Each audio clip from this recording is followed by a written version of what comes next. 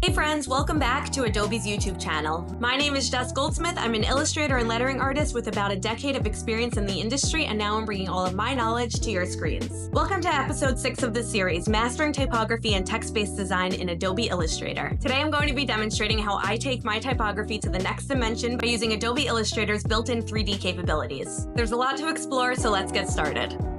Episode 6, Easy 3D Type in Adobe Illustrator. As always, I'm using the word create, and I like to use a thicker, bubbly text whenever I'm working with 3D. You have the option to draw out your letters too to make them a little bit more funky. If you're using type, make sure to outline it. I'm going to show you how both of these look. Go to Effect, 3D Materials, Extrude and Bevel. For this episode, I'm only going to go through the Extrude and Bevel and Inflate options. The Extrude setting will give your text a 3D pushed out look. You can play with the depth, give it a twist, and taper out the extrusion.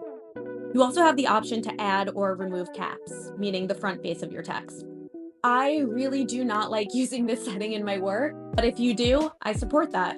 Go you. We can turn on the bevel too and really customize the settings with the shape of the bevel, width and height, the repeated layers, and the spacing between those layers.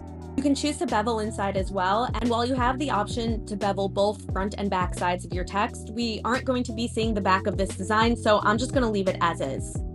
Down here, we have different rotations for how to position your text on different axes and perspectives.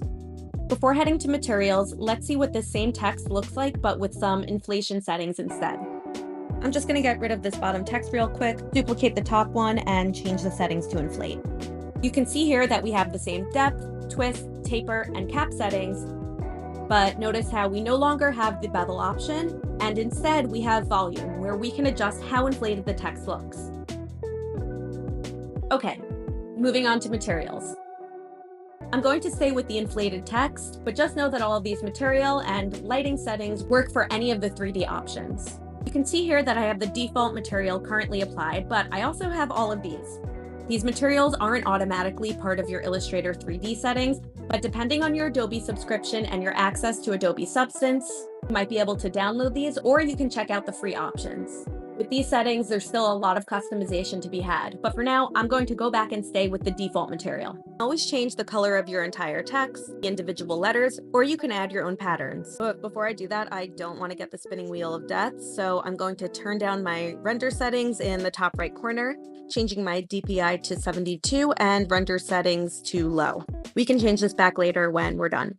Click out of the 3D options and create a simple pattern. I have mine already made. Then, with your 3D text selected, go back to the Materials panel and select Graphics. Drag your pattern over to where these symbols are.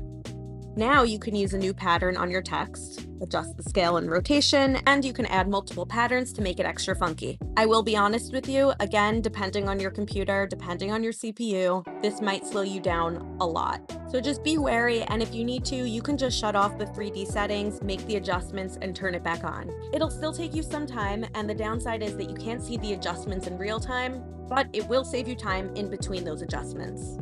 Okay, down here is where a lot of the magic actually happens. Here you can adjust the roughness or the flatness versus the reflectiveness of your material and how metallic it is. Now that I'm happy with the material, I'm heading over to the lighting settings, and I don't have any real method for what I do with the lighting. I kind of just play around to see what feels right at the time. And you can also play around with the type of shadow, the intensity, if it sits behind or below your object. Like I said, a lot of it is about playing around. When you're happy with how everything looks, you can go back up to your render settings, change your DPI to at least 300, change your render settings to high, and hit render. You'll see that the quality is really going to bump up, and you can also render this text as a vector. Either way, you can export both of them, and now you have a PNG of this really cool 3D text. That's all for today. Thank you so much for joining me. My name is Jess Goldsmith, and you can find me at Chick of All Trade or at Women of Type. I hope you learned something new today that you can apply to your future workflows. I'm so glad that you're here, and don't forget to subscribe to Adobe's YouTube channel.